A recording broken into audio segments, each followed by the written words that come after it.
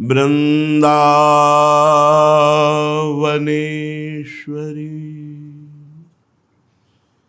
तवैव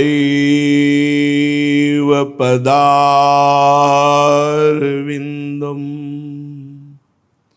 प्रेमामृतैकमकरन्द रसौघपूर्णम्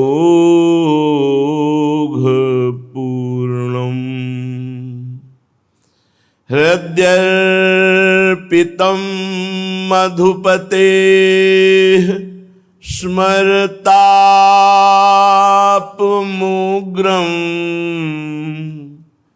निर्वापयत् परम शीतलमाश्रयामि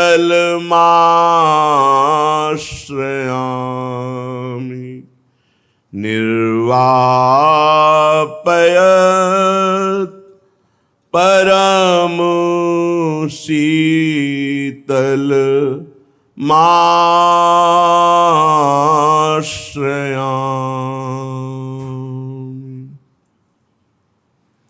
राधा वल्लभ मात्मकोटिदयितम् नित्यातिरूपोन्नतिम्। राधा वल्लभ कोटिमात्मदयितम्, मेरे करोड़ों प्राणों से भी अधिक प्रिय मेरे श्री राधा वल्लभ लाल है। यही स्थिति प्राप्त करने के लिए हमें अवसर मिला है। अभी हम अपने प्राणों को प्रिय इतना मान रहे हैं कि इनके पोषण के लिए ही सारी वृत्तियां हमारी लगी हुई हैं। प्राण पोषण, जो प्राण पोषण में वृत्तियां लगी, प्राणों को आशु कहते हैं, वो आसुरी भाव है। प्राण पोषण के लिए ही हर समय चिंतन करना आसुरी, आशु माने प्राण। आसुरी वृत्ति का जब तक नाश नहीं होता तब तक ही हमें प्राणों से भी अधिक प्रिय प्रभु नहीं लगते। अभी विषय से भी अधिक प्रिय प्रभु नहीं लगते तो प्राणों से अधिक प्रिय की बात क्या है? ईमानदारी से देखो, रुपया प्रभु से अधिक प्रिय, भोग प्रभु से अधिक प्रिय, शरीर प्रभु से अधिक प्रिय, शरीर रिश्ते नाते संबंधी प्रभु से अधिक प्रिय। कैसे हमारा भगवत मार्ग पुष्ट हो? जब कहीं किंचन मात्र भी प्रभु से बढ़कर कोई प्यारा ना लगे, तब परमार्थ पथ का हमें ज्ञान होता है। सबकी ममता ताग बटोरी, मम पद मनहि बांध बर डोरी। ये केवल रिश्ते नातों से ही नहीं, सब रिश्ते नाते खत्म कर देने पर भी शरीर का राग बना रहता है, प्राणों का राग बना रहता है, अंतःकरण में ममत्व अहम बना रहता है। यही तो भगवत प्राप्ति में बाधक है। हमें अपने शरीर और प्राणों और इंद्रियों और मन की भी परवाह छोड़कर केवल केवल राधा वल्लभ लाल के प्रति पूर्ण समर्पण, पूर्ण प्रेम। राधा वल्लभ मात्म कोटि दयितम नित्यार्ति रूपोन्नतिम नित्य प्रोच्छल दंत पार रहित श्यामांग कांत्यम बुधिम नित्यानंद रसोन्मदैक विकृतिम नित्यैक कैशोरकम श्री वृंदावन नित्य केतनमहम नित्यात्म भावैर्भजे। राधा वल्लभ लाल मेरे करोड़ों प्राणों से भी अधिक मेरे प्रिय हैं, मेरे प्रीतम हैं। नित्य रूपोन्नतिम, नित्य इनका रूप उन्नति को प्राप्त हो रहा है। नवम नवम रूप है। रूप बेली प्यारी बनी, सुप्रीतम प्रेम तमाल, दो मन मिली एक भय, श्री राधा वल्लभ लाल। प्रिया प्रीतम का मिलित रूप श्री राधा वल्लभ लाल।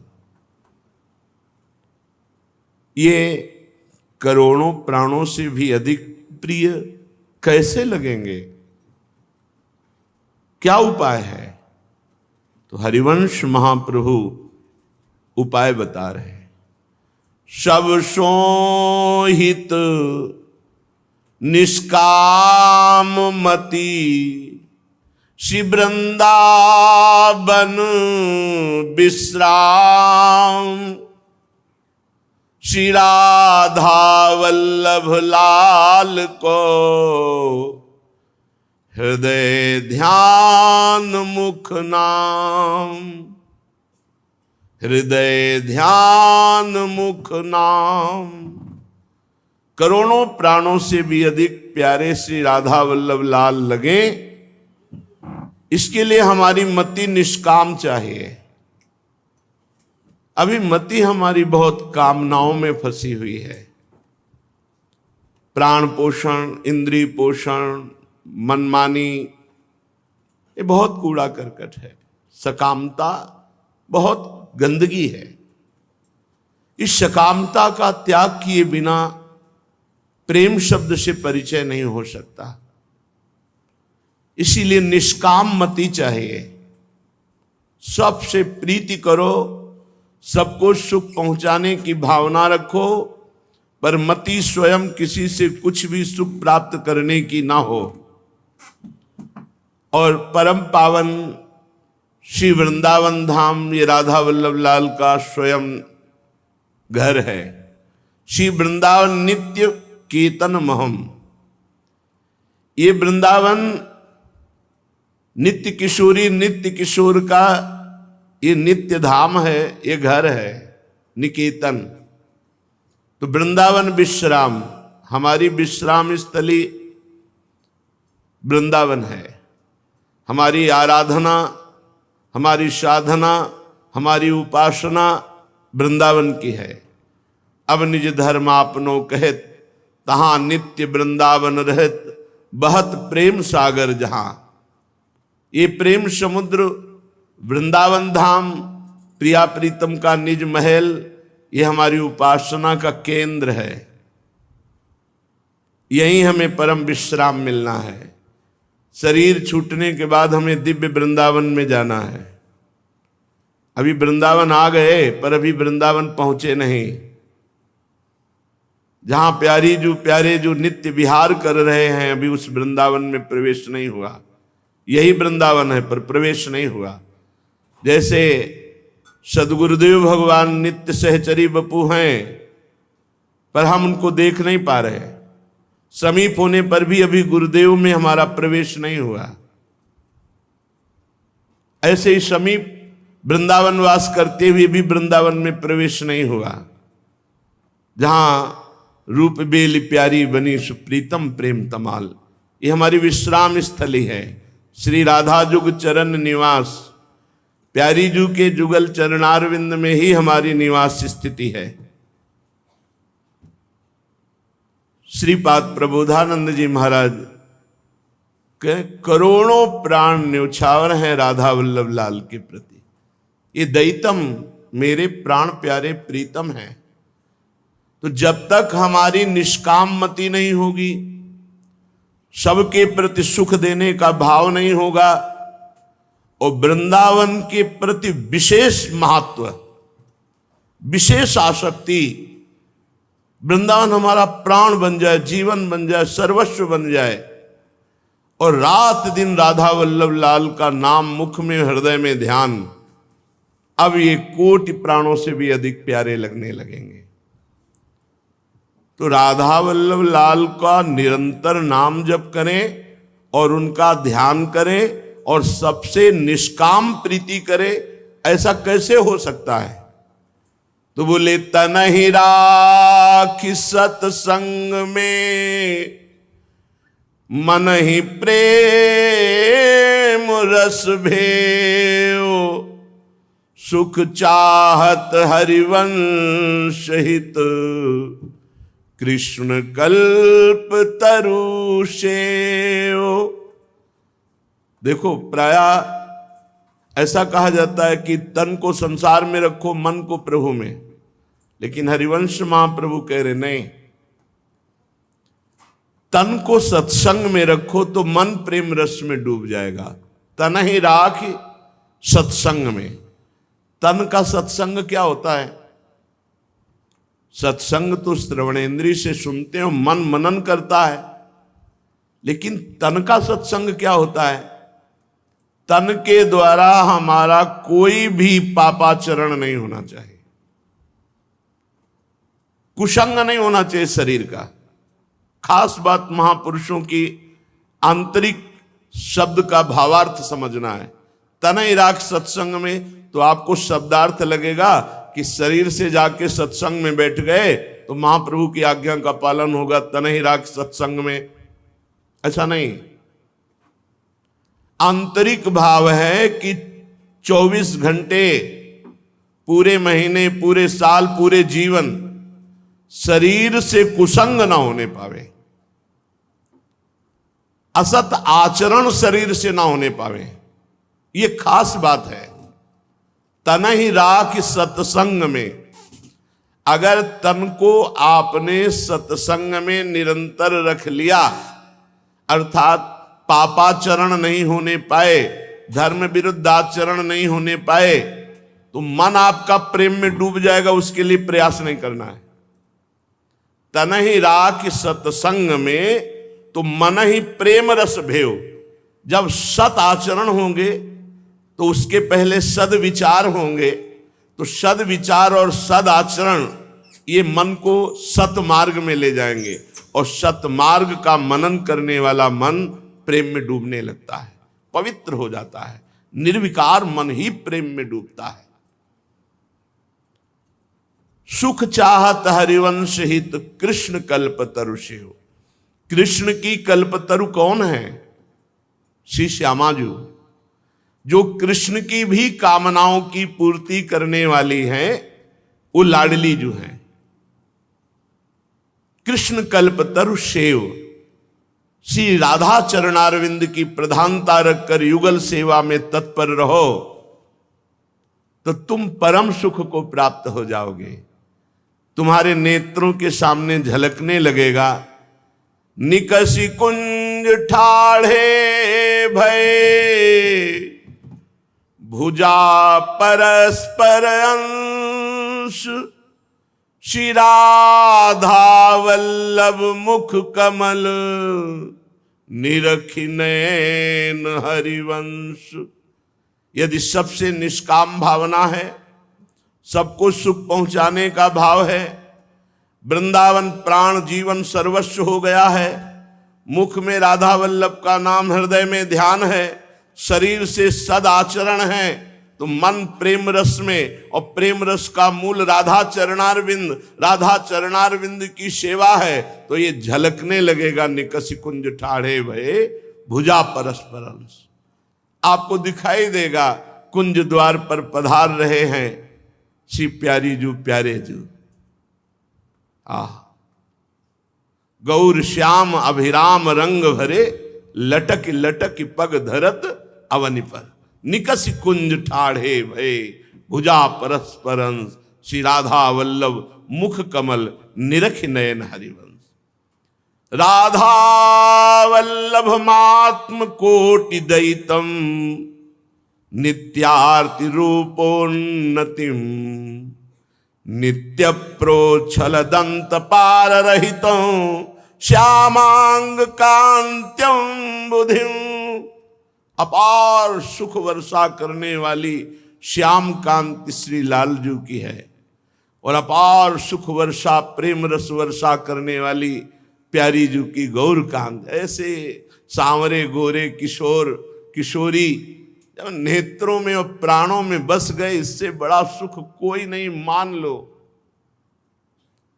चित्तवृत्ति को मलिन करके संसार में केवल दुख, अशांति, अपमान, निंदा यही मिलते हैं।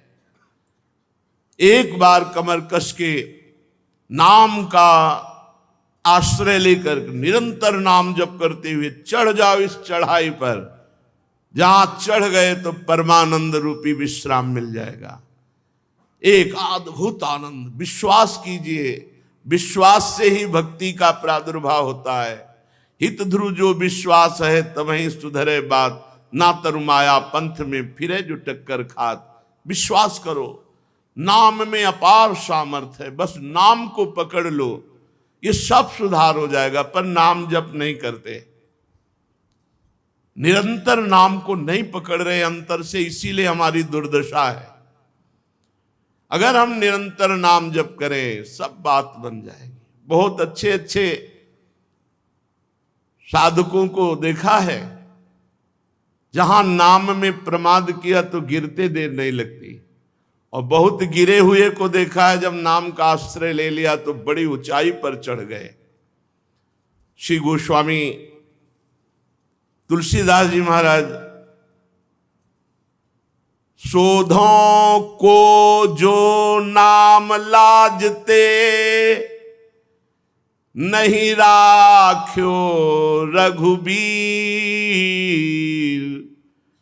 करुणानीक बिनु कारण ही हरि, हरि सकल भव पीर। शोधों को जो नाम लाजते, नहीं राख्यो रघुबीर।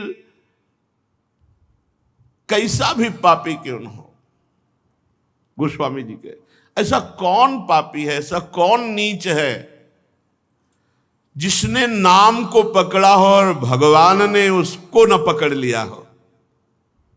खास बात, ये सब शास्त्रों की सार बात है।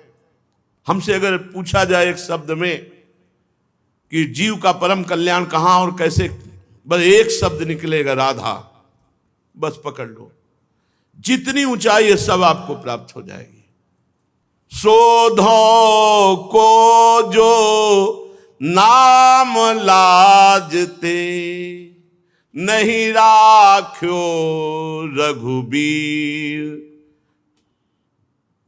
करुणा में बिना हेतु के कृपा करने वाले, ये सब लोग सुनते हैं, कहते हैं, पर विश्वास नहीं करते। प्रभु को क्या कहा गया है? हेतु रहित प्यार करने वाला। डरते क्यों हो? पीछे कदम क्यों हटा रहे हो? तुमको किसी हेतु से प्यार किया है क्या? अहेतु की प्यार किया है तो भगवत प्राप्ति भी तो हेतु रहित करा सकते हैं वो। फिर लगे रहो ना, गले पड़ जाओ हरि के, गले पड़ जाओ।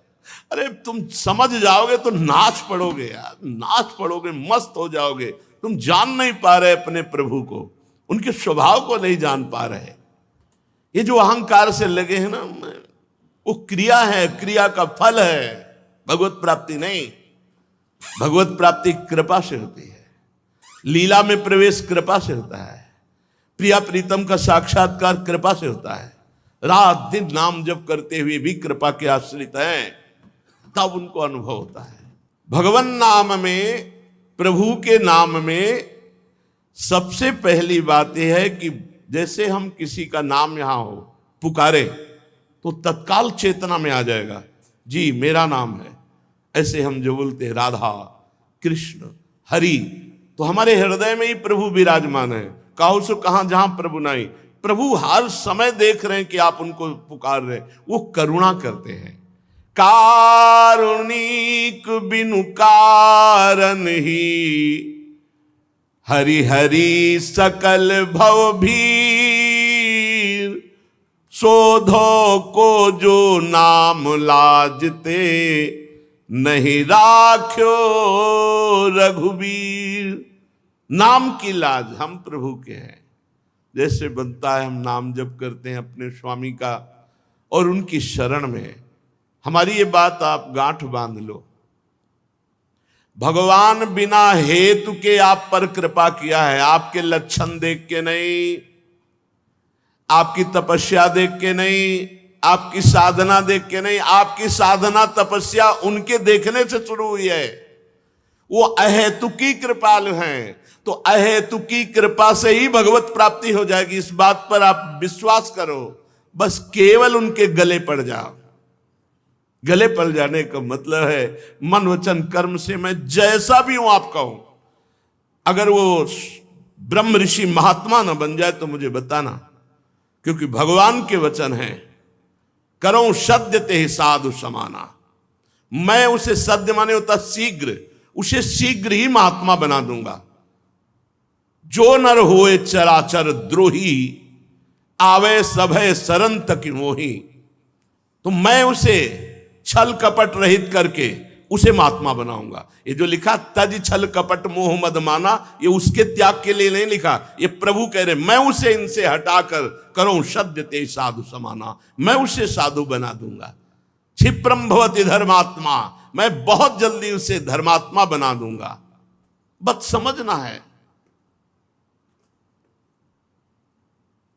मत प्रसादात तरिष्यति सर्व दुर्गाणि मत प्रसादात तरिष्यति मत चित्ता। अगर मेरे में चित्त लगा दे तो मत प्रसादात सर्व दुर्गाणि, जितने भी दुर्गुण हैं इनसे हम पार हो जाएंगे। नाम कह रहे देखो, वेद विदित जग विदित अजामिल विप्रबंधु अगधाम, घोर जमालय जात निवार्यो श्रुतहित सुमिरत नाम। शास्त्रों में बहुत उदाहरण है, संसार में भी बहुत उदाहरण है, पर हम तुम्हें एक उदाहरण देते हैं अजामिल का। घोर वैश्यागामी अपवित्र व्यभिचारी, इसका स्पर्श होते ही सारे पुण्य नष्ट हो जाते हैं, और वैश्या व्यभिचारिणी होती है। बहुत से पुरुषों का संयोग करने वाले को व्यभिचारिणी कहते हैं, और व्यभिचारिणी के संयोग होते ही सारे पुण्य नष्ट हो जाते हैं।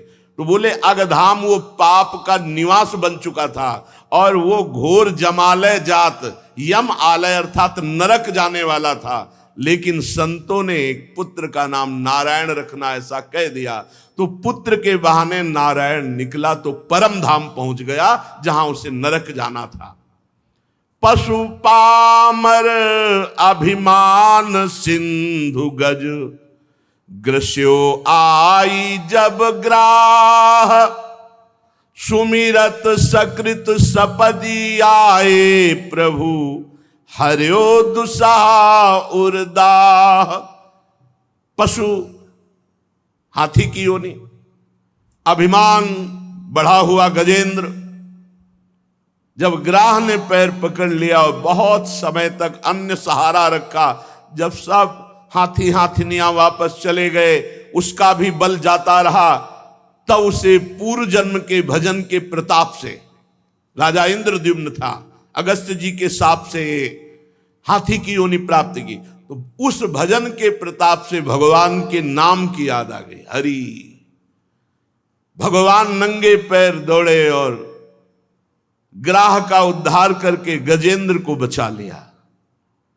व्याध निषाध गीध गणिकादिक, अगणित अवगुण मूल, नाम ओटते राम सबन की, दूरी करी सब सूल। विश्वास कीजिए, ऐसे बहुत से व्याध निषाद पशु गीध पक्षी गणिकादि, ऐसे बहुत अवगुण के खान जो नरक जाते, लेकिन भगवान के नाम का आश्रय लेकर सबके दुख दरिद्रता पाप नष्ट हो गए, सब परम धाम के अधिकारी बने। नाम ओटते राम सबन की, दूरी करी सब सूल, के ही आचरण घाटी हो तिनते, रघुकुल भूषण भूप, सीदत तुलसीदास निशिबासर, पर्यो भीम तमकूप। प्रभु ये सब पाप के जड़ थे, पाप रूप थे, इनको परम पद मिल गया। तो प्रभु मैं किसी से कम नहीं हूं। इन जिनको तारा है उसी लाइन में, उसी पंक्ति में मैं हूं। कोई भी आचरण कम नहीं नाथ, मैं वैसे ही पापी हूं कहने का भाव। फिर भी मैं इस अज्ञान रूपी कुएं में पड़ा हुआ हूं, दुख भोग रहा हूं। सबको निकाल दिया तो मेरा नंबर कब आएगा? क्योंकि मैंने भी नाम की ओट ली है। हे नाथ, आप पतित पावन हैं, तो उन्हीं पतित्वों में हमारी भी गिनती गिन लीजिए और कृपा की कोर करके अपने चरणारविंद का प्रेम दीजिए। नाम की ओट, वो जीत गया जो हमारी ये बात मान जाएगा। नाम राधा राधा राधा, कुछ सोचो मत। जैसे डॉक्टर दवा देता है, आप विश्वास करके खाते हो, ऐसे ही आप सदगुरु वैद्य वचन विश्वासा, संयम यह न विषय के आशा। बात मान लो, नाम जप पकड़ लो, सब बात बन जाएगी। भगवान पूरी जिम्मेवारी ले लेते हैं। अनन्यस चिंतयन्तो माम तो योगक्षेमम वहाम्यहम्। भगवान का तुम चिंतन करो। जब भगवान तुम्हारी जिम्मेवारी ले लेंगे तो आप विश्वास कीजिए, आनंद ही आनंद, कभी दुख देखना नहीं पड़ेगा। जो बाहरी दुख आएगा भी वो आनंद को छू नहीं पाएगा। चलते हैं श्रीमद् भागवत महापुराण पावन प्रसंग में। श्री ध्रुव जी को अटल पदवी प्राप्त हुई। माता सुनीति भी उसी ध्रुव जी की साधन भक्ति से प्रसन्न हुई। भगवान की कृपा से दिव्य विमान पर आरूढ़ होकर परम धाम को गई। पुत्र मोह में ध्रुव जी का तिरस्कार करने वाली सुरुचि भी, जैसे पुत्र को यक्षों ने मारा तो वो उनके प्रेम में जंगल में दावाग्नि में भस्म हो गई। ध्रुव जी ने यक्षों से युद्ध किया, विजय श्री प्राप्त की। महाराज मनु ने उनको बहुत समझाया, शांत हुए। कुबेर जी ने उनको वरदान दिया कि सदैव तुम्हारे हृदय में भगवान की अखंड स्मृति जागृत रहे। परम पद प्राप्त ध्रुव जी के वंश में भी एक महान दुष्ट का जन्म होता है। ये बड़ी विचित्र लीला है। जहां ऐसे महाभागवत ध्रुव जी, आगे चलकर उनके वंश में आता है। ध्रुव जी के पुत्र जो उत्कल जी थे, ध्रुव जी के परम धाम के बाद उनका अभिषेक किया गया। पर ये इतने बड़े महापुरुष थे कि ध्रुव जी ने तो अटल पदवी प्राप्त की और इन्होंने स्थिति प्राप्त की।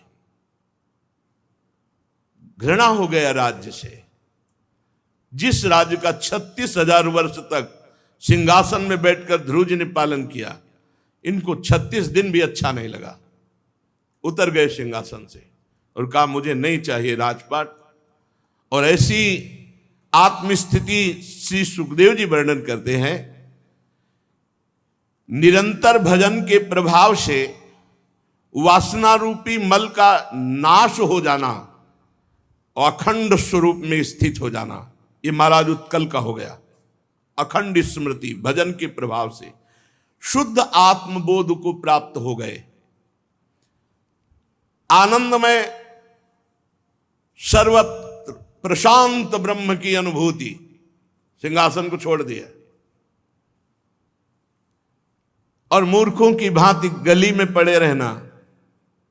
जो कोई कुछ दे दे तो खा लेना, कुछ उपदेश नहीं करना, पागलों का जैसा व्यवहार करना। बड़े बूढ़े मंत्रियों ने पागल घोषित कर दिया।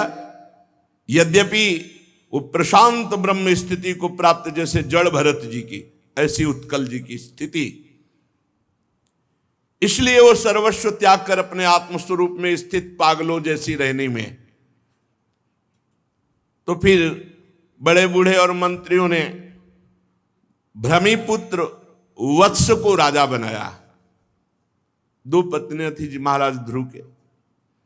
दूसरी पत्नी से जो उसको राजा बनाया।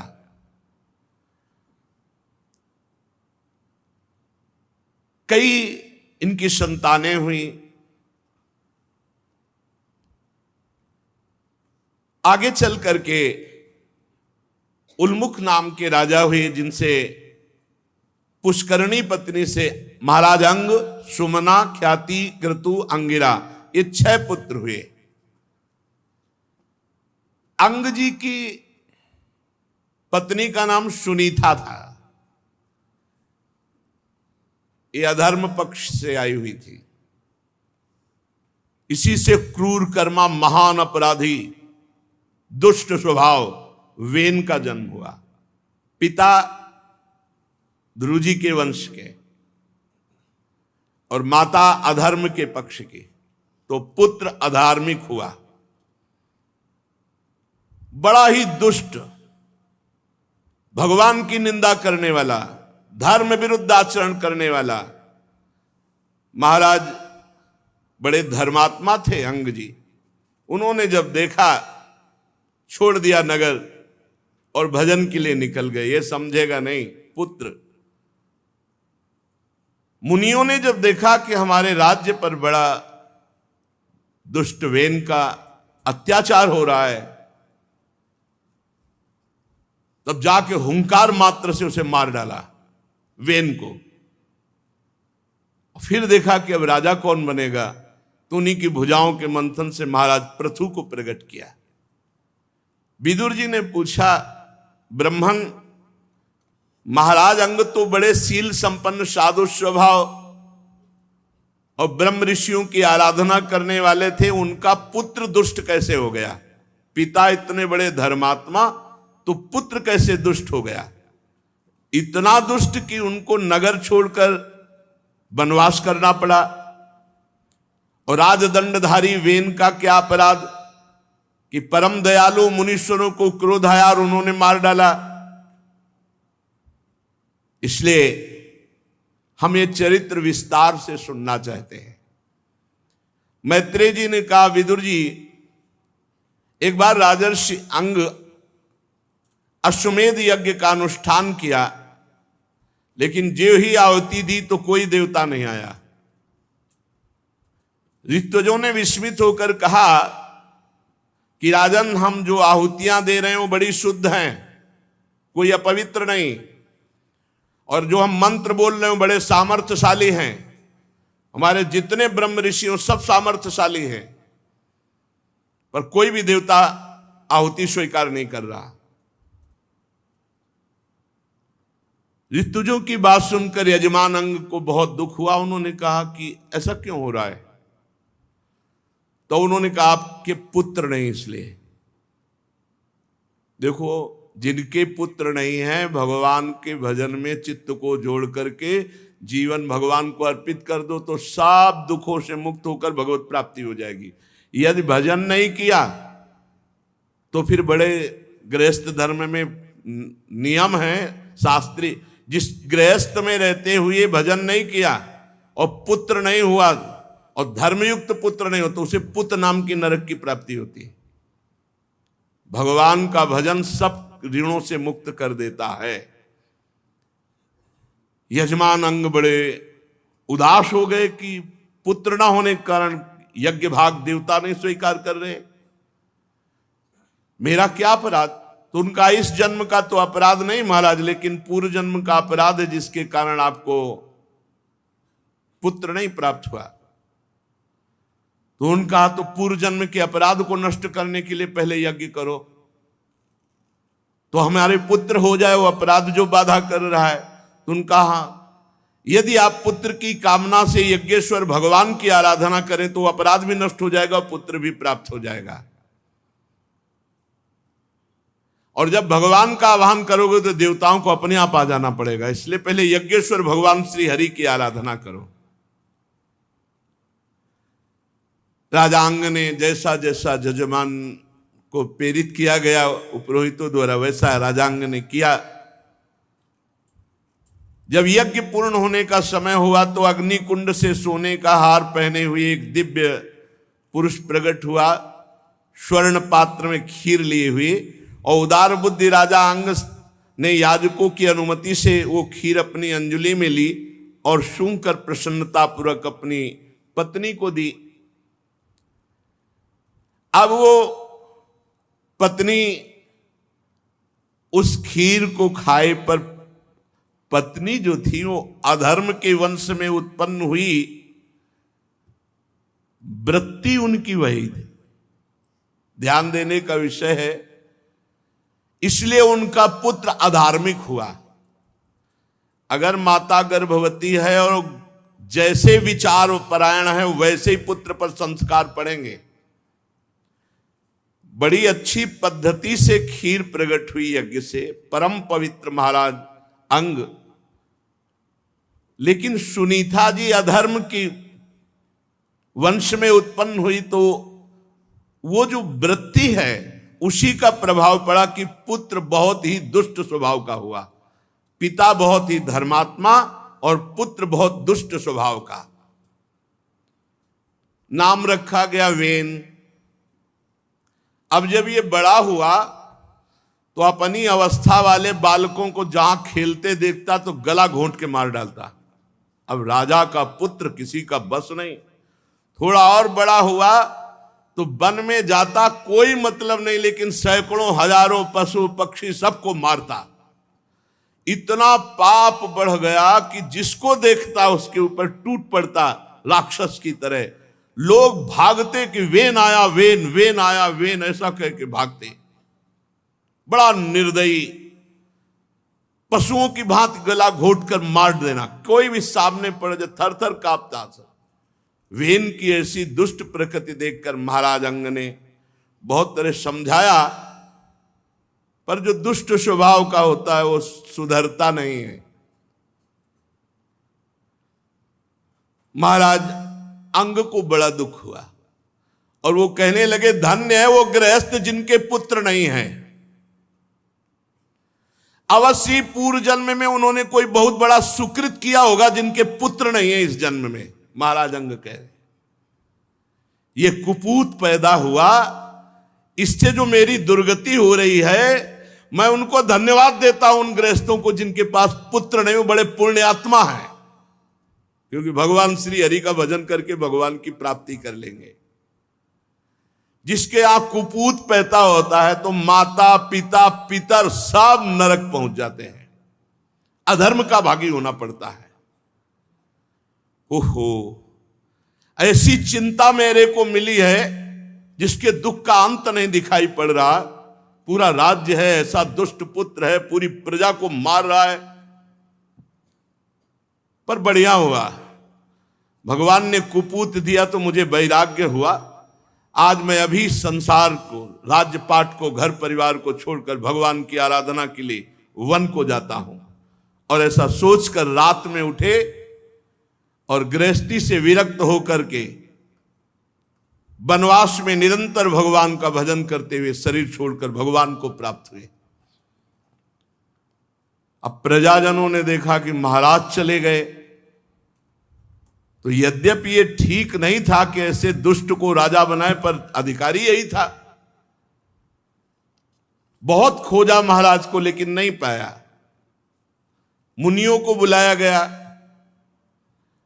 मुनियों ने देखा ये तो बहुत उच्छृंखल और दुष्ट स्वभाव का है, पर माता सुनीता बार बार कह रही थी राजा हमारा ही पुत्र बनेगा। तो वेन को चक्रवर्ती सम्राट पर अभिषिक्त कर दिया गया।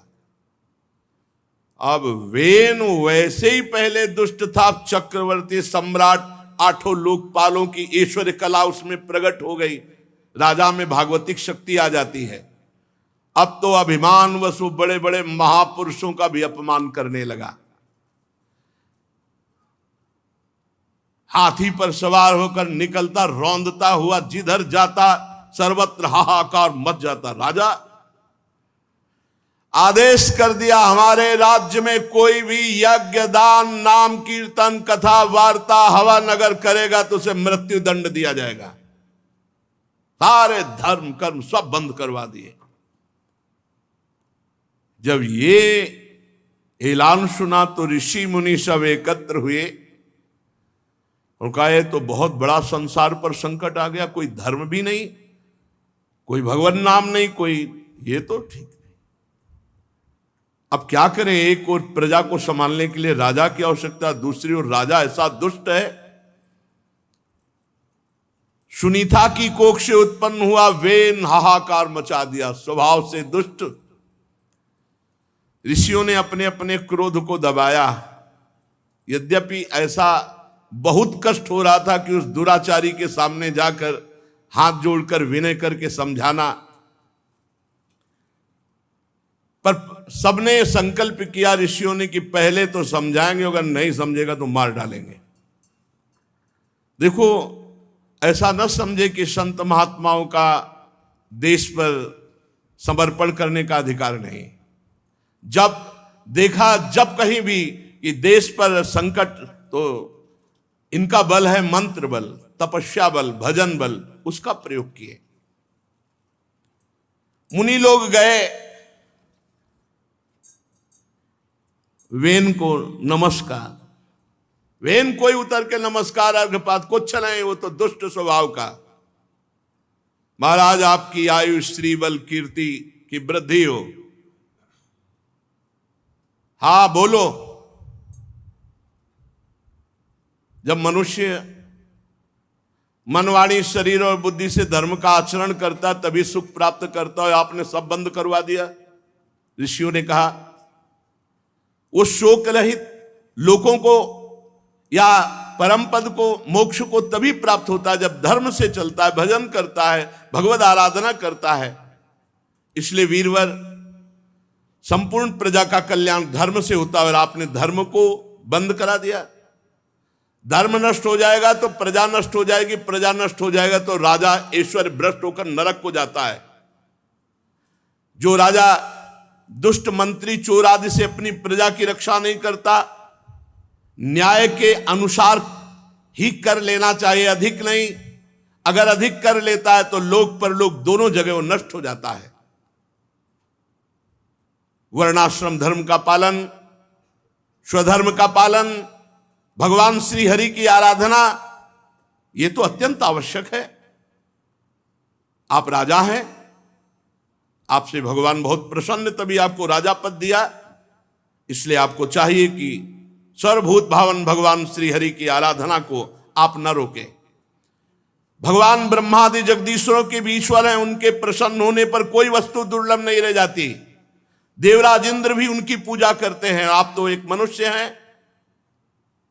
भगवान श्री हरि समस्त लोक लोकपाल यज्ञों के नियंता, वेदत्रयी द्रव्य रूप तपः स्वरूप हैं। इसलिए महाराज, आप अपनी उन्नति और देशवासियों की उन्नति के लिए आप भगवान का नाम जप, भगवत कीर्तन, भगवत आराधना, शास्त्र स्वाध्याय, यज्ञ आदि इनको मत रोकिए, नहीं तो आपका मंगल नहीं होगा। वेन ने कहा, मूर्खो, बहुत दुष्ट स्वभाव का था। खेद है, अधर्म की बातें करते हो। जो अपने पति को छोड़कर दूसरे को भजे उसे क्या कहते हैं? राजा परमेश्वर होता है। राजा का अनादर करने वाले को न लोक में सुख मिलता है न परलोक में। किसकी तपस्या करते हो, किसकी भक्ति करते हो? बहुत है बुरा स्वभाव। कोई यज्ञ पुरुषो नाम यत्र वो भक्ति रीदृषि। ऋषियों ने अपने क्रोध को दबाकर सब संगोष्ठी करके गए थे। उनका पापी कुमार्गामी, मैं अपने क्रोध को दबाकर तेरी विनय कर रहा था, तेरा अब शुक्र क्षीण हो चुका है। तूने मेरी प्रार्थना पर ध्यान नहीं दिया। कुमार्गामी, तू मुनियों का अपमान कर रहा है और हरि का अपमान कर रहा है, व्यर्थ की डींगे हाँक रहा है। सब ऋषियों ने मार डाला, बेन को मार डाला। ऐसा ना समझो ऋषि मुनियों के कमंडल में ताकत होती। 2 बूंद जल में जो अस्त्र शस्त्र से, अग्नि अस्त्र, वायु अस्त्र भी जहां काम न करे वहां 2 बूंद जल काम कर जाता है महात्माओं का। मार डालो इस स्वभाव से पापी दुष्ट को। दुराचारी सिंहासन के योग्य कदापि नहीं, जो भगवान और भक्तों की निंदा करता है। छिपा हुआ ऋषियों का क्रोध एकदम प्रकट हुआ और तत्काल मार डाला। सब ऋषि चले गए। अब सुनीता ने सुना मेरा पुत्र मारा गया, तो बड़ी औषधियों के द्वारा, कुछ ऐसी औषधियों का लेप है जो कई दिनों तक शव को सुरक्षित रखा जा सकता है। मुनिजन सरस्वती नदी में आचमन करके मंत्रानुष्ठान कर रहे थे कि देखा चोरों के दल आपस में बात की, ये कौन है? बोले तो डाकू लोग हैं। बोले तो प्रजा का बड़ा मंगल होगा क्योंकि राजा नहीं है। ऋषि लोग विचार किए कि अगर राजा नहीं तो अराजकता फैल जाएगी, फिर कौन किस पर। इसलिए इन चोरों से बचाने के लिए प्रजा के लिए राजा की आवश्यकता है। अब तपोबल का प्रयोग राजा के लिए करना पड़ेगा। फिर सब महात्मा इकट्ठे हुए।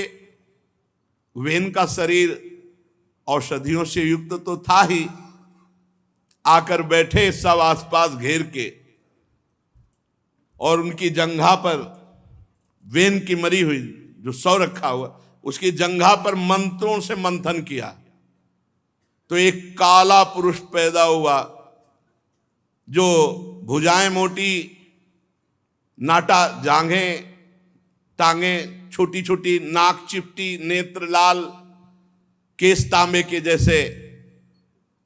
वो वेन का पाप था, प्रकट हुआ। इससे उनका निषीद, निषीद का मतलब होता है बैठ जा। फिर उनके स्थान बताए, नदियों का किनारा, जंगलों में ऐसे। तो वही नैषाद वंश की वहां से प्रवृत्ति। फिर भगवान का ध्यान किया और वेन की दाहिनी भुजा का मंथन किया। जे ही दाहिनी भुजा का मंथन किया तो भगवान का प्रादुर्भाव हुआ पृथु, और बाई भुजा का मंथन किया तो भगवान की जो दिव्य शक्ति है अर्ची जी, उनका प्रादुर्भाव हुआ। भगवान स्वयं प्रकट है। ये भगवान का देखो मुर्दे से प्रादुर्भाव हुआ, इसलिए कहा जाता कहो सो काम जहां प्रभु नहीं। वेन के 100 शरीर से भगवान का अवतार हो गया। भगवान पृथु अवतार दाहिनी भुजा से। इनमें जो पुरुष अपने सुयश का प्रथम विस्तार करने वाला परम यशस्वी महाराज पृथु नामक सम्राट हुए, और बहुत ही सुंदर भगवान की वामांग शक्ति अर्ची, वो भगवान के वामांग में विराजमान। पृथु और अर्ची जी का अवतार वेन की भुजाओं से हुआ, दाईं और बाईं भुजा से। ये भगवान का अवतार। बड़ा आश्चर्य है, कहीं से भी भगवान को प्रकट कर सकते हो। प्रेम हो, भाव हो, मंत्र हो, नाम जप हो। खंभे से भगवान का अवतार हो गया, चीर से भगवान का अवतार हो गया। द्रौपदी जी के चीरावतार भगवान। यहां देखो मुर्दे से भगवान का प्रादुर्भाव हो गया, मतलब मुर्दे में भी भगवान है। पृथु जी भगवान श्री हरि के अंश हैं। अर्ची जी लक्ष्मी जी के अंश से है। विदुर जी, उस समय ब्रह्म ऋषियों ने पृथु जी महाराज की स्तुति की, श्रेष्ठ गंधर्वों ने गुणगान किया, सिद्धों ने पुष्पों की वर्षा की, अप्सराएं नृत्य करने लगी, देवता शंख तुरही मृदंग दुंदुभी आदि बाजे बजाने लगे। समस्त देवता पितर सब स्तुति करने आए। जगत गुरु ब्रह्मा जी देवेश्वरों के साथ पधारे। देखो नाम लग गया, वेन कुमार महाराज पृथु। इसीलिए मुनिन का क्रोधो मुक्ति दातार। अगर संत महात्मा गुस्सा भी हो जाए तो मंगल हो जाता है। देखो वेन नरकगामी होता पक्का, लेकिन भगवान पृथु का अवतार महात्माओं ने ही मारा और महात्माओं ने ही तार दिया। क्या नाम लिखा गया? वेन कुमार महाराज पृथु। ये सौभाग्य मिला। वेदवादी ब्रह्म ऋषियों ने महाराज पृथु का अभिषेक किया। जो भी सामग्री सब अभिषेक की तत्काल एकत्रित की गई। महाराज पृथु का मंत्रों से राज्याभिषेक हुआ। कुबेर ने बड़ा सुंदर सोने का सिंहासन दिया वरुण जी ने चंद्रमा के समान श्वेत प्रकाश में छत्र दिया, जिसमें स्वयं ही सुगंधित जल की फुहियां झरती रहती हैं। वायु भगवान ने 2 चंवर दिए, धर्म ने कीर्तिमयी माला, इंद्र ने मनोहर मुकुट, यमराज ने दमन करने वाला अपना ब्रह्म जो काल दंड है उससे एक दंड निकाल के दिया, ब्रह्मा ने वेद में कवच दिया, सरस्वती जी ने सुंदर हार, भगवान श्री हरि ने सुदर्शन चक्र और लक्ष्मी जी ने अविचल संपत्ति और रुद्र भगवान ने 10 चंद्राकार चिन्हों से युक्त कोष वाली तलवार, अंबिका जी ने 100 चंद्राकार चिन्हों वाली ढाल, चंद्रमा ने अमृत दिया, त्वष्टा ने सुंदर रथ दिया, अग्नि ने बकरे और गौ के सींगों का बना हुआ सुदृढ़ धनुष दिया, सूर्य ने तेजो में बाण दिया, पृथ्वी ने चरण स्पर्श मात्र से अभीष्ट स्थान पर पहुंचा देने वाली योगमयी पादुकाएं दी। पादुका पहन लो और संकल्प करो वहीं पहुंच जाओगे। ऐसी योगमयी पादुकाएं पृथु जी को दी कि पादुका पहना और सोचा अमुक जगह तो वहां पहुंच गए बिना विमान बिना किसी वाहन के। आकाश के अभिमानी देव देवता ने ऐसे फूलों की माला दी जो कभी कुम्हलाएगी ही नहीं। आकाश विहारी सिद्धों ने अंतर्धान होने की शक्ति दी कि आप जहां चाहो अंतर्धान हो सकते हो। ऋषियों ने आशीर्वाद दिया, समुद्र ने उत्पन्न हुए शंख और 7 समुद्र में कहीं भी जा सकते हो ऐसी सामर्थ्य दी, समुद्र में कहीं भी जा सकते हो। पर्वत और नदियों ने यह उपहार दिया कि आपका रथ घुमाना नहीं पड़ेगा, हम रास्ता दे देंगे, चाहे नदी हो चाहे पर्वत हो। और समुद्र ने तो 7 समुद्रों ने कहा जहां चाहो आप घूम सकते हो। अब जब बंदीजन स्तुति करने को हाथ जोड़कर सामने आए तो पृथु जी ने कहा अभी स्तुति नहीं, क्योंकि मैंने कोई गुण ही नहीं प्रकट किया तो स्तुति किस बात की।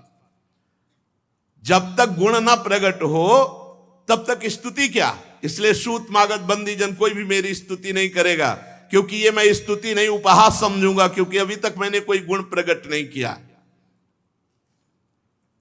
महाराज पृथु इस प्रकार जब सूत और गायक लोगों को कहा तो वो लोग बड़े प्रसन्न हुए, शांत हुए।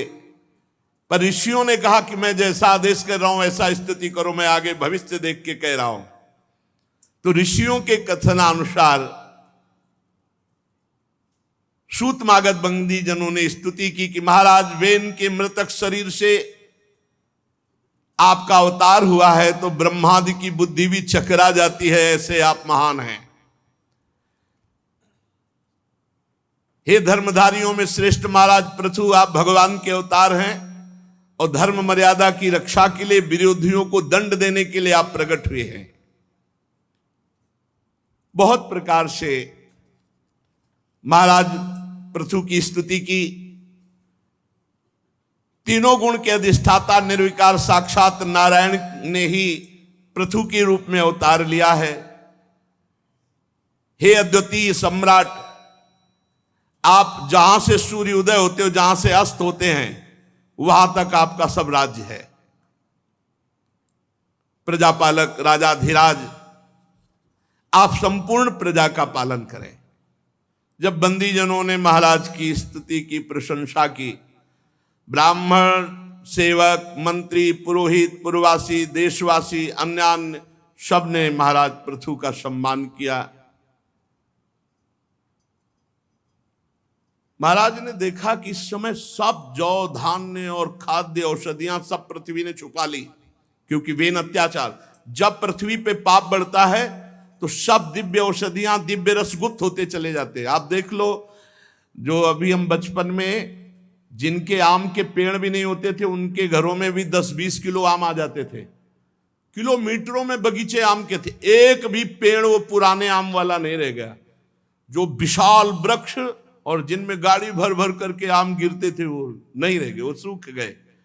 औषधियां, रसीले पदार्थ सब धीरे धीरे, जब पाप बढ़ता है तो पृथ्वी उसे चुरा लेती है। तो वेन के पाप के कारण पृथ्वी ने सब औषधि, अन्न, जौ, धान्य सब छुपा लिया। महाराज पृथु ने देखा राजा तो बन गए, लेकिन प्रजा पालन के लिए औषधि, अन्न, वस्तुएं। महाराज पृथु ने जब प्रजा का करुण क्रंदन सुना तो उन्होंने बहुत देर तक विचार किया और अंत में विचार किया कि पृथ्वी को दंड देना चाहिए, क्योंकि भगवान के अवतार है। ये अपने अंदर अन्न, रस, औषधि और सब खाने छुपा लिया है। धनुष उठाया, त्रिपुरनाशक भगवान शंकर के समान क्रोधित हुए और प्रत्यंचा खींचकर पृथ्वी को दंड देने के लिए पृथ्वी कांप उठी और गाय का रूप धारण करके आ गई।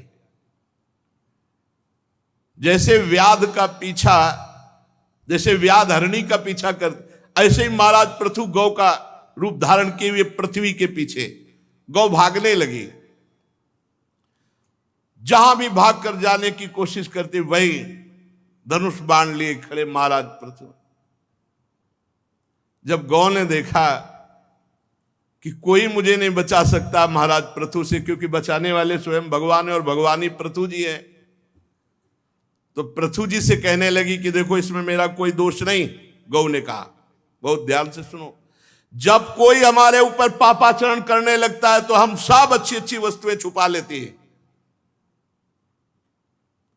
तुम प्राणियों की रक्षा करना चाहते हो, मुझे मत मारो। धर्म का अनुष्ठान करने वाले, आप मुझे मत मारो। आप नहीं मार सकते, आप भय भर दिखा रहे हैं, क्योंकि यदि कोई अपराध भी बन जाए तो सहसा किसी का वध नहीं किया जाता। आप तो करुणावत्सल, दीनवत्सल हैं। अगर मेरा वध किया तो आप समझ लो सारी प्रजा मेरे ही ऊपर है। अगर जैसे नौका डगमगा जाए तो फिर पूरी डूब जाएगी, अगर मैं डगमगा गई तो पूरी प्रजा चली जाएगी, इसलिए आप वैसे भी मुझे नहीं मार सकते। महाराज पृथु ने कहा, मारना तो मैं भी नहीं चाहता, लेकिन मेरी प्रजा का पालन अन्न से होगा और तूने अन्न छुपा लिया है। वैसे तो यज्ञ में तेरा भी भाग, लेकिन बदले में तो मुझे अन्न, औषधि, रस नहीं देगी, तो मैं तो तुम्हें दंड दूंगा। हरी हरी घास खा जाए और दूध देने के समय यदि लात मारे तो फिर क्या यह दुष्टता नहीं है? क्या यह दंड नहीं देना चाहिए? फिर अनुचित है ऐसा। तुम नासमझ हो, अन्न, रस, औषधि सब अपने में छुपा लिया, प्रजा का पालन कैसे होगा? मैं अपनी प्रजा का क्रंदन नहीं देख सकता। वो दुष्ट राजा जो अपनी प्रजा का पोषण नहीं करता और नरक का भागी होता है। और तुम इस समय बड़ी गर्वीली हो, सब कुछ छुपा लिया। मैं अपने योग बल से पृथ्वी को धारण करूंगा, तुम्हारी जरूरत नहीं पड़ेगी। पृथ्वी, मैं अपने योग बल से पृथ्वी नवीन उत्पन्न करूंगा और उस पर प्रजा को धारण करूंगा और तुम्हें दंड दूंगा। महाराज पृथु को जब इस तरह क्रोधित देखा तो पृथ्वी जी ने कहा कि आप गुस्सा मत हो, आपको सामग्री चाहिए तो अब देखो मैं गौ रूप धारण किए हुई हूं, बछड़ा बनना पड़ेगा, जो चाहो वो दूह लो हमसे। अजितेंद्रिय और पापात्मा पुरुषों के लिए मैं सब कुछ छुपा लेती हूं, लेकिन जो भगवान के भक्त है, जो धर्म का पालन करते हैं, उनके लिए मैं कुछ छुपाऊंगी थोड़ी। आप प्रसन्न होइए। महाराज पृथु जी ने इस बात का आदर किया। हां, ये बात तुम्हारी ठीक है। जितने भी रस, जितने भी जौ, धान्य, औषधियां, अब उनको हमें निकालना है। पृथ्वी का गौ रूप में होना तो फिर मुझे बछड़ा रूप होना, और दोहन पात्र और सारी वस्तुएं पृथ्वी से निकालना, यही अभीष्ट होगा। और राजन, पृथ्वी ने कहा, राजन मैंने अपनी समतल भूमि को भी छुपा लिया, उबड़ खाबड़ कर दिया, ऊसर भूमि कर दिया है। ये होता चला जाएगा, उपजाऊ भूमि नष्ट होती चले। जैसे जैसे पाप बढ़ेगा वैसे वैसे रसदायी फल अंतर्ध्यान हो जाएंगे, औषधियां अंतर्ध्यान हो जाएंगी, अन्न कम होने लगेगा और भूमि उपजाऊ नहीं होने की। ये भूमि सजीव चैतन्य घन है, कोई जड़ नहीं है। पृथ्वी के कहे हुए बात पर महाराज प्रार्थना की पृथु जी ने कि सबसे बढ़िया बछड़ा महाराज मनु जी। महाराज मनु जी को बछड़ा बनाया और अपने हाथ से पृथ्वी का दोहन किया। सब प्रकार के अन्न, जितने अन्न हैं वो सब प्रकार के अन्न,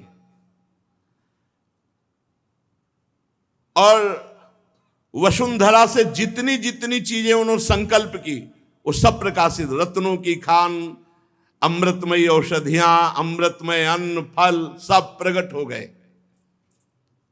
फिर पृथु जी ने बृहस्पति जी को बछड़ा बनाया और वैदिक सिद्धांत, मनवाणी को वश में करने की शक्ति, ये सब वेद रूपी पवित्र दूध दुहा।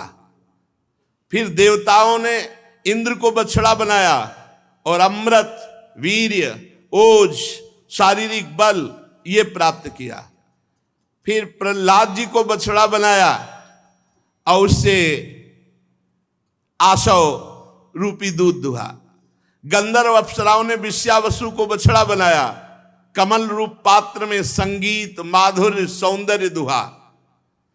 पितृगण आर्यमा ने पितृश्वर को बछड़ा बनाया और श्राद्ध पूर्वक काव्य, जो पितरों को अन्न अर्पित किया जाता है, वो दुहा। कपिल देव जी को बछड़ा बनाकर आकाश रूपी पात्र में अणिमादि सिद्धियां और विद्याधरों ने आकाश गमन आदि विद्याओं को दुहा। फिर मैदानों को बछड़ा बनाकर अंतर ध्यान होना, विचित्र रूप धारण कर लेना, संकल्पमयी स्थिति प्रकट कर देना, ये दुहा। इस प्रकार भूतनाथ रुद्र को बछड़ा बनाकर कपाल रूपी पात्र में रुद्रासो रूप दुग्ध दुहा।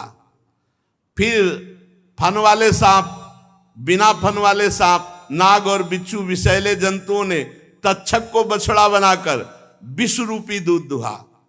पशुओं ने नंदकेश्वर को बछड़ा बनाकर खूब तृण, घास आदि रूप दूध दुहा। ऐसे ही सबके उपयोगी पदार्थ जितने भयभीत पृथ्वी से सब दुहे महाराज पृथु ने। भिन्न भिन्न प्रकार की वस्तुएं प्राप्त की।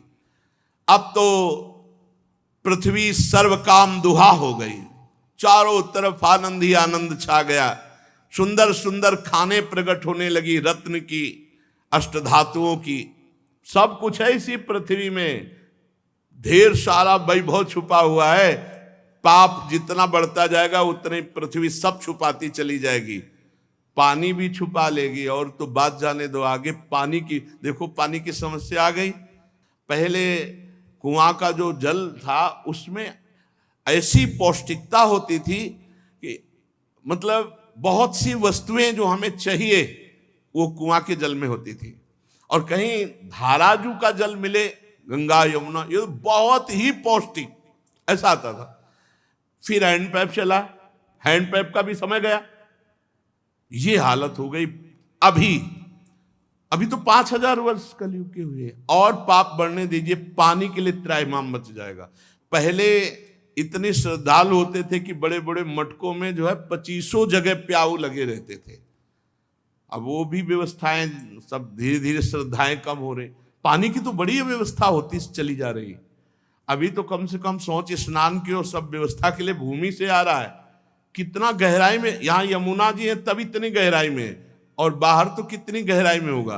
धीरे धीरे जल का धरातल, पृथ्वी जी सब चीज ले लेंगी। भजन नहीं होगा, धर्म नहीं होगा, पापाचरण खूब बढ़ेगा, तो देख लेना औषधि, जल, भोजन सबकी समस्याएं आने लगेंगी। अब ये क्या बिजली स्थायी वस्तु है क्या? पानी से ही तो है ये, पानी से ही तो है ये।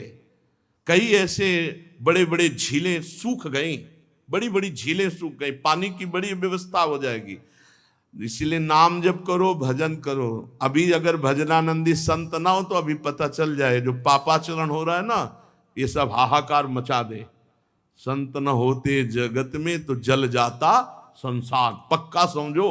अभी जो नाम जप चल रहा है, कीर्तन चल रहा है, लाखों भगत है, लाखों भक्त है। अभी ऐसा नहीं, लाखों भक्त है, नाम कीर्तन बहुत ईमानदारी से भजन कर रहे हैं, उसी का प्रभाव है कि आनंद में जीवन। नहीं तो ये पृथ्वी जी सब चीज अपहरण कर लेंगी। फिर महाराज पृथु जी ने 100 अश्वमेध यज्ञ की दीक्षा ली और 100 अश्वमेध यज्ञ करने वाला इंद्र पद का अधिकारी हो जाता है। इंद्र को बड़ी चिंता हुई कि इंद्रासन गया। 100 अश्वमेध यज्ञ का संकल्प लिया महाराज पृथु ने।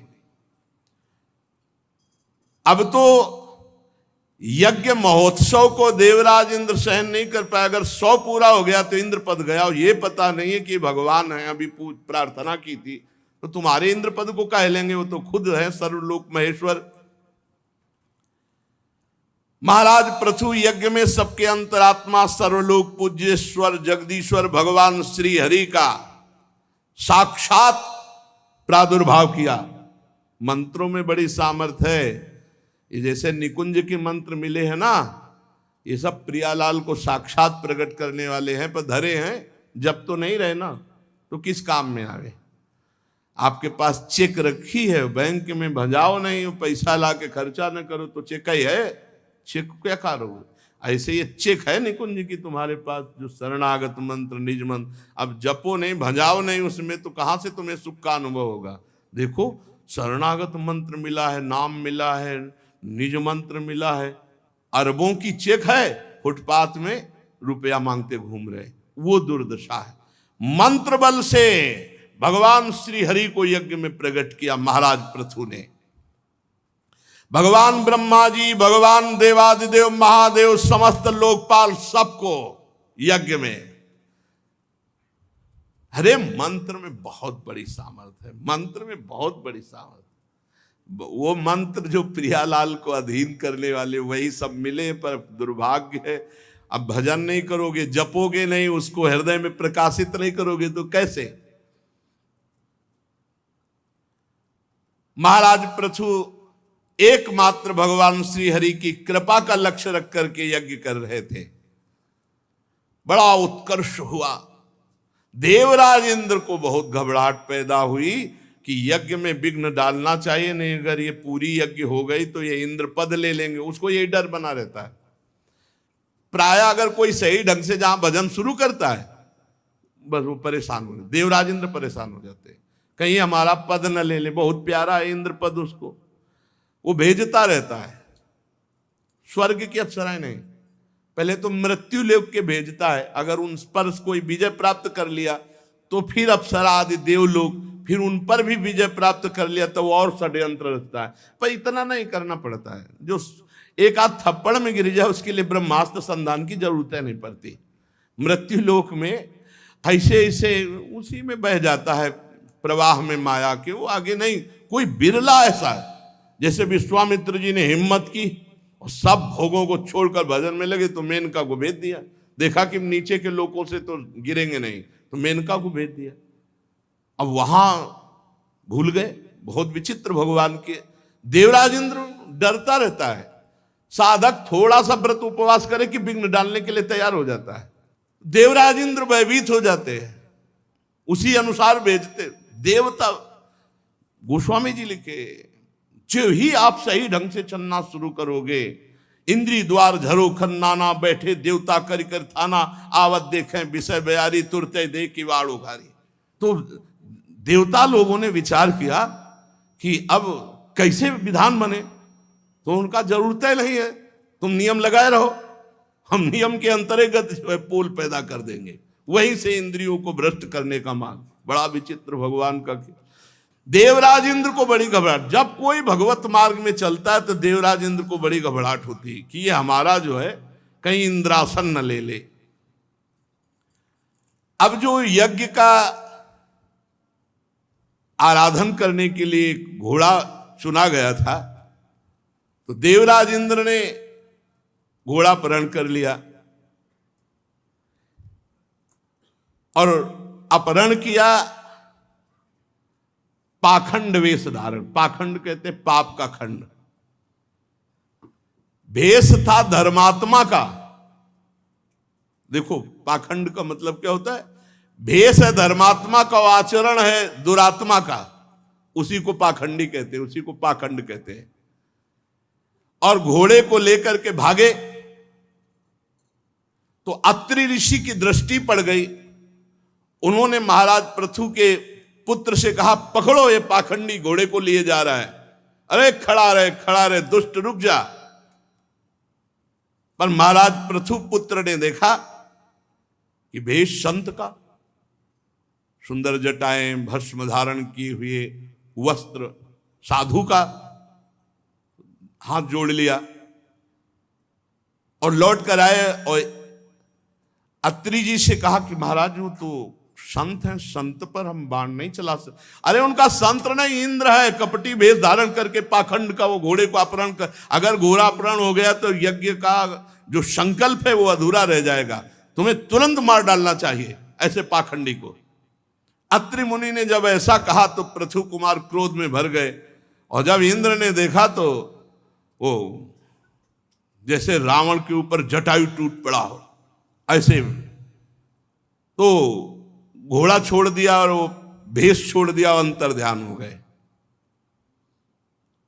ये इसी को पाखंड कहते हैं कि हम भगवत वेश धारण किए हैं और आचरण वेश के विरुद्ध है, उसे पाखंड वेश कहते हैं। विजिताश्व नाम रखा महाराज पृथु के पुत्र का। घोड़े को यूप में बांध दिया करके, यज्ञ मंडप में जो खंभा होता है उसे यूप कहते हैं। अब फिर इंद्र को चैन नहीं पड़ा तो आकर घोर अंधकार फैला दिया और छिप करके सोने की जंजीर में बंधे हुए घोड़े को फिर अत्रि मुनि ने दिव्य दृष्टि से फिर देखा और कहा, महाराज ये फिर घोड़ा ले। पृथु पुत्र ने जब नजदीक जाके देखा तो कपाल धारण किए हुए भिक्षुक रूप, तो प्रहार नहीं किया, क्योंकि ऋषि का आदेश होने पर ही प्रहार हो सकता है। अत्रि जी के वापस पास आए, उन्होंने कहा वो तो कोई कपाली दिव्य विरक्त है। तो उन्होंने कहा नहीं, वो इंद्र ही है, भेष बना करके आया है। फिर वो भेष छोड़ा और फिर वो अंतर ध्यान हो गए। उस बंद बुद्धि इंद्र ने जो जो निंदित वेश छोड़ा वो सब पाखंड कहा गया, पाप का खंड। इसलिए वो कभी नग्न, कभी रक्तांबर, कभी कापालिक ऐसे वेश धारण करता गया। ये जो भगवत विमुख लोग हैं ये वेश धारण करके इनका दुरुपयोग करते हैं, इसीलिए पाखंड कहा जाता है। महाराज जब पृथु को ये पता चला कि बार बार देवराज इंद्र ऐसा, वो जितने वेश धारण किए वो सब पाखंड रूप, मतलब वही वेश धारण करके क्रोध धारण किया महाराज पृथु ने के पाखंड फैला रहा है, बार बार घोड़े का अपहरण कर रहा है। तो उन्होंने कहा ठीक है, चलो तैयार करो यज्ञ, इसी इंद्र का पहले वध करते हैं।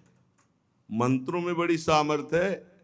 जिस समय महाराज जन्मेजय जी यज्ञ कर रहे थे तो हजारों सर्पों की आहुति हो गई, तक्षक नहीं आया। तो पूछा ब्राह्मणों से, ब्रह्म ऋषियों से, तक्षक नहीं आया? बोले नहीं आएगा। बोले क्यों?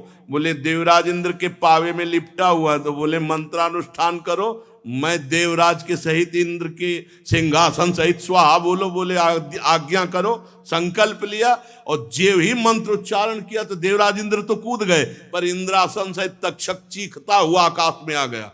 उसी को वो आस्तिक मुनि ने दान में ले लिया, इसलिए वो बच गया। मंत्रों में बड़ी सामर्थ्य पहले थी, अब भी है, लेकिन उनको जागृत करना मुश्किल।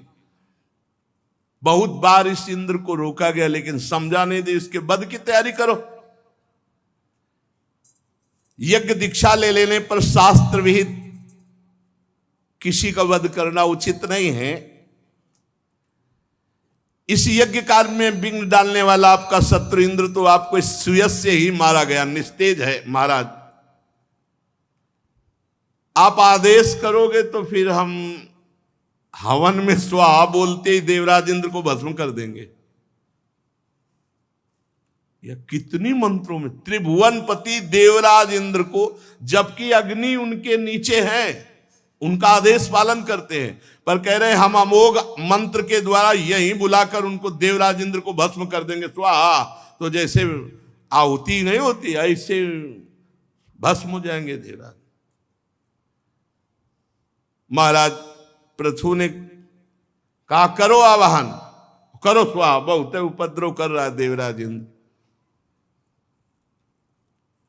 जे भी मंत्र पढ़ना शुरू किया तो ब्रह्मा जी आ गए। भाई ऐसा लगा देवराज इंद्र को स्वाहा बोल दोगे, ऐसा नहीं, आज तक ऐसा किसी यज्ञ के लिए नहीं किया, ऐसा ना करो। ब्रह्मा जी ने वो संकल्प, तुम्हें इंद्र का वध नहीं करना, ये इंद्र यज्ञ के प्रधान देवता है, आप देवता ही को भस्म कर दोगे। आप यज्ञ में इंद्र को जो मारना चाहते हैं वो मत मारिए। ब्रह्मा जी ने, यह कितनी सामर्थ्य मंत्रों में, इंद्र क्या भगवान अधीन हो जाते हैं, भगवान पीछे पीछे डोलते हैं। अब मंत्र मिल गया तभी तो कहा जाता है गुरु ने जो दे दिया उससे बढ़कर हमारे पर कुछ गुरु को देने के लिए नहीं, क्योंकि गुरु ने इष्ट को अधीन करने वाला मंत्र दे दिया। अब भजन ही नहीं है तो क्या होगा बताओ, भजन नहीं तो क्या, जब जप नहीं तो क्या होगा। महाराज इंद्र ने बड़ा पाखंड पैदा कर दिया। ये जो वेश बनाए हैं ये पाखंडी लोग इस वेश का आश्रय लेकर बड़ा पापाचरण करेंगे।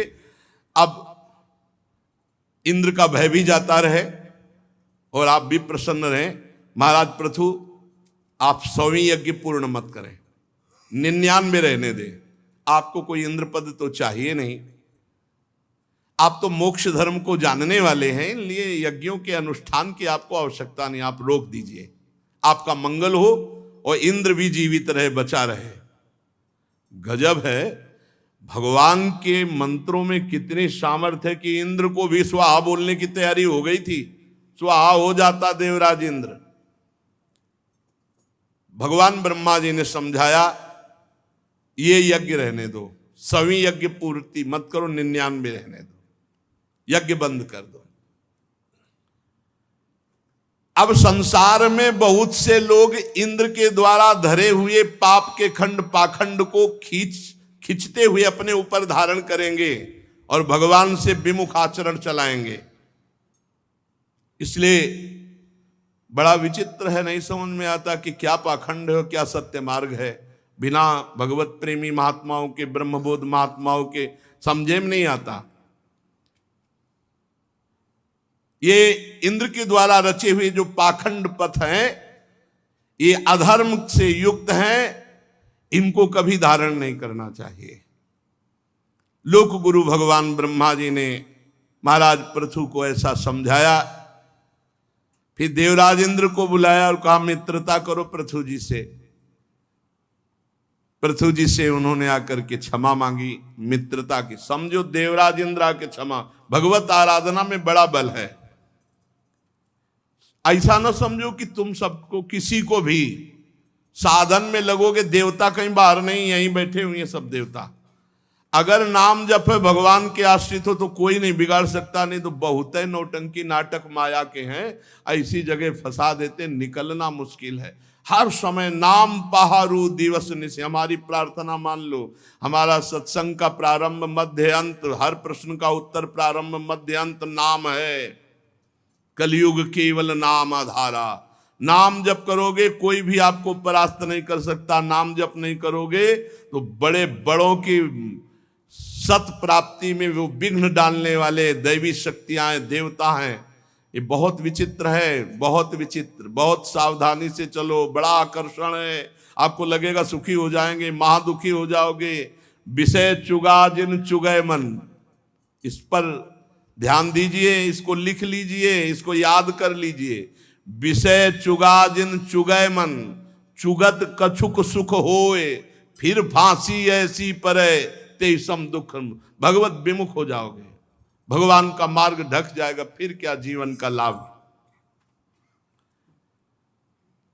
ब्रह्मा जी ने देवराज इंद्र और महाराज पृथु से संधि करा ली। महाराज ने सबको खूब दान मान से संतुष्ट किया। जब ब्रह्मा जी की बात मान गए कि अब हम 99 यज्ञ ही रहने देंगे, समा पूरा नहीं करेंगे, उसी समय भगवान प्रकट हो गए और भगवान ने कहा कि तुमने ब्रह्मा जी की बात मान ली, 100 यज्ञ से जो होना था वो हो गया, तुमने क्षमा कर दिया देवराज इंद्र को, जो किसी से द्रोह नहीं करता, सब में सद्बुद्धि सद्भावना करता है, मैं स्वयं बिना बुलाए प्रसन्न होकर प्रकट हो जाता हूं।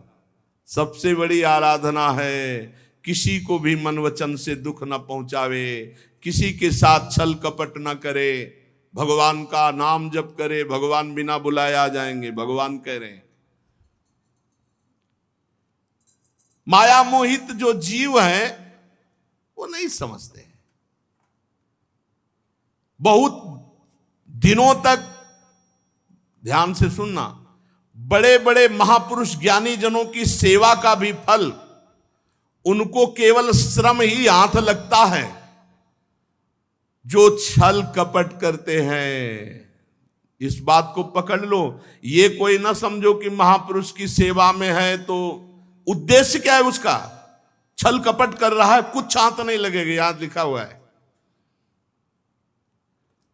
यदि कोई माया मोहित होकर के छल कपट करता हुआ बहुत दिनों तक ज्ञानी महापुरुषों की सेवा करे तो केवल श्रम ही श्रम हाथ लगेगा। पुरुषा यदि मुह्यंती त्वादृशा देव मायया श्रम एव परम जातो दीर्घया वृद्ध सेवया ज्ञान वृद्ध। यदि आप माया मोहित होकर छल कपट करते हुए ज्ञानी जनों की भी सेवा करो तो आपके हाथ में केवल श्रम ही श्रम लगेगा। अविद्या वासना कर्मों का पुतला है शरीर, इसको जो मैं मानता है, इसमें जो भोगों में सुख समझता है, वो ज्ञानवान पुरुषों के समीप भी रहते हुए लाभ नहीं ले पाएगा। उनकी आज्ञा पर चलना होता है, उनके प्रति समर्पण होता है, दिखावा नहीं होता है। भगवत प्रेमी महात्मा या संत या भगवान की श्री विग्रह की सेवा तभी सफल होती है। भगवान कपिल देव जी अपनी सेवा के लिए कहते हैं यदि कोई मेरे श्री विग्रह की सेवा करता है और बाहर छल कपट द्वेष करता है, मैं इस सब की आत्मा के रूप में हूं, उसकी सेवा ऐसी जैसे राख में किया हुआ हवन, कुछ नहीं। ऐसा होना तो फिर क्या, मनमानी आचरण बहुत है, पर्याप्त है? नहीं, मन को मार करके सेवक सुख चाह मान भिखारी, सेवक को सुख, बिल्कुल विपरीत बात है। इस प्रकार जो इस शरीर में ये आसक्त नहीं है वो विवेकी पुरुष घर पुत्र धन आदि में ममता कैसे रख सकता है? इसलिए एक शुद्ध परमात्मा स्वयं प्रकाश, गुणों का स्वामी, सर्वव्यापक, आवरण शून्य, सबका साक्षी, आप शरीर से अलग आपके पास है, उसको पकड़ लो। शुद्ध परमात्मा आपके पास का मतलब शीशा हटा लो, वो आप ही आप है। शीशा है तो आपके पास है, ऐसा बोला जाता है। अंतःकरण धर्म है तो आपके पास है, और अंतःकरण धर्म लय हुआ तो आप ही आप है, दूसरा नहीं। जो पुरुष देह स्थित आत्म तत्व को जान जाता है वो प्रकृति में रहते हुए भी प्रकृति से कभी लिप्त नहीं होता। यह प्राप्त किया जाता है गुरुजनों से। भोग सामग्रियों की बाहुल्यता में रहते हुए भी किसी भी भोग का कोई प्रभाव नहीं। राजन, जो पुरुष, बहुत ध्यान दीजिए, किसी भी कामना को रख करके किसी महापुरुष या भगवान श्री हरि की आराधना करेगा तो उसी कामना की पूर्ति होगी, उसी कामना की पूर्ति होगी। आपने पीछे याद हो अल्लजी और कोल्लजी का चरित्र सुना था। पूर्व चरित्र में राजा के वैभव को देखकर वासना युक्त हो गए तो अगला जन्म राजकुमार के साथ ही वासना में, खेलों में, और फिर जाकर भजन जहां से छूटा था वहीं से। आप भगवान की आराधना या गुरु की आराधना करके चाह क्या रहे हैं? भोग मिलेगा, आपको मिलेगा, पक्का मिलेगा, लेकिन फल जो मिलना चाहिए वो नहीं मिलेगा। जो इच्छा करी हो मन माही, प्रभु प्रसाद कछ दुर्लभ नाही। इसीलिए संत सुध गुरुदेव की सेवा में कामनाओं के त्याग का भाव रखना। माना हमारे अंदर कामना है, लेकिन हम पूर्ति का उद्देश्य नहीं रखेंगे, उनकी त्याग का उद्देश्य रखेंगे। आज नहीं त्याग पा रहे तो हम कल त्याग देंगे, उनको त्यागेंगे। जो नित्य प्रति छल कपट त्याग कर श्रद्धा पूर्वक मेरी कथा सुनता है, मेरी आराधना करता है, मेरे भक्तों का संग करता है, उसका चित्त धीरे धीरे निष्काम हो जाता है, शुद्ध हो जाता है। और जब चित्त शुद्ध हो जाता है तो तत्व ज्ञान की प्राप्ति स्वयं हो जाती है। फिर वो समता रूपी स्थिति में आकर परम शांत ब्रह्म कैवल्य मोक्ष को प्राप्त हो जाता है। यही है जीवन का परम लाभ। भगवान श्री हरि पृथु जी से कह रहे हैं, राजन, मनुष्य जीवन का परम लाभ है निर्लिप्त होकर स्वरूप में स्थित हो जाना, ब्रह्म पद में स्थित हो जाना। ये हर्ष शोक प्रदान करने वाले भोगों में नहीं। इसलिए वीरवर, तुम उत्तम मध्यम अधम इस भावना को त्यागो। सब में एक समान भगवान विराजमान है, और ऐसा सोचकर इंद्रियों को जीतो और निरंतर मेरी सानिध्य स्थिति का अनुभव करते हुए संपूर्ण लोक का शासन करो। तुम राजा हो, ये तुम्हारा राज्य पालन रूपी कर्तव्य मेरी पूजा होगा। और जो राजा धर्म पूर्वक प्रजा का पालन करता है तो प्रजा के किए हुए भजन साधन पुण्य का 6ठा भाग राजा को प्राप्त होता है। राजा वैसे ही भगवत प्राप्त हो जाता है। इसके विपरीत जो प्रजा के विपरीत कष्ट देता है, प्रजा की रक्षा नहीं करता, अधिक कर वसूल करता है, तो राजा का दुर्गति का कारण बनता है। प्रजा का पाप जाकर उसके ऊपर हावी हो जाता है, उसको दुर्गति कराता है। इसलिए तुम श्रेष्ठ ऋषियों की सम्मति लो। किससे सलाह लेनी चाहिए? श्रेष्ठ महापुरुषों से। और धर्म का पालन करते हुए कहीं भी आसक्त न हो, न्यायपूर्वक प्रजा का पालन करो। देखो, इसका फल होगा कि एक दिन तुम्हारे यहां कोई महापुरुष आएंगे जिनका नाम सनक सनंदन सनातन सनत कुमार है। और जब तुम उनके दर्शन करोगे, भगवान कह रहे हैं, और जब उनसे सत्संग करोगे, तब तुमको मेरे स्वरूप का बोध हो जाएगा। भगवान सामने खड़े। पहले संतों का समागम, तब भगवान की प्राप्ति का जो तत्व स्वरूप है वो। अच्छा, तुम्हारी जो इच्छा हो वरदान मांग लो। मैं जिस पे प्रसन्न होता हूं उसे वरदान जरूर देता हूं, मांगो। महाराज पृथु ने कहा कि प्रभु, अभी तो हमने आपको प्रणाम नहीं किया, चरणों पे साष्टांग लौट गए, प्रेम पूर्ण हृदय से अश्रु प्रवाह करते हुए भगवान के चरणों में मस्तक रख दिया, चरण पकड़े। पृथु जी प्रभु से इशारा कर रहे कि अभी नेत्रों से जल अश्रु प्रवाह, अभी ठीक से देख नहीं पा रहा हूं, अभी जाना मत। भगवान खड़े रहे काफी देर, तो भाव में डूबे रहे। जब भाव से, तो भगवान से दौड़कर आलिंगन कर लिया। फिर काफी देर आलिंगन किए रहे भगवान का। फिर जब स्वस्थ हुए तब हाथ जोड़ करके भगवान को देखा कि एक हाथ गरुड़ पर ऐसे रखे हुए भगवान कृपा पूर्वक महाराज पृथु की तरफ। पृथु जी ने जो विनय की वो आगे वर्णन करेंगे, लेकिन जो मांगा वो आज वर्णन कर।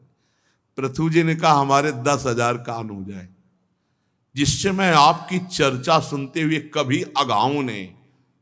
पृथु जी ने भगवान से इन्हीं 2 कानों में, ऐसा नहीं कि पूरे शरीर में 10,000 कान हो जाए, ऐसा नहीं मांगा। इन कानों में 10,000 कानों की सामर्थ्य सुनने की हो जाए और मैं रात दिन आपकी कथा सुनता रहूं, यही मुझे वरदान दीजिए। शेष चर्चा आगे। श्री राधा वल्लभ लाल की जय।